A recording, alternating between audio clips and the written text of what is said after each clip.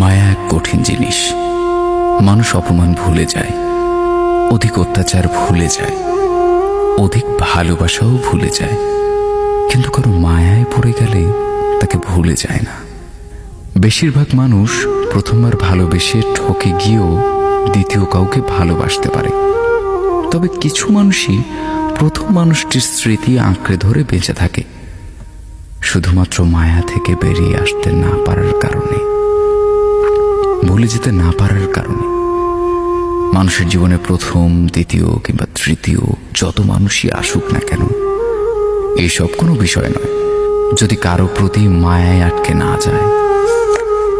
বরং সেই মানুষটাই ভাগ্যবান কিংবা ভাগ্যবতী যদি ভালোবেসে কেউ তার উপর মায়ায় পড়ে যায়। মানুষ সব কিছু থেকে বেরিয়ে আসতে পারলেও যদি একবার কারো মায়ায় আটকে যায়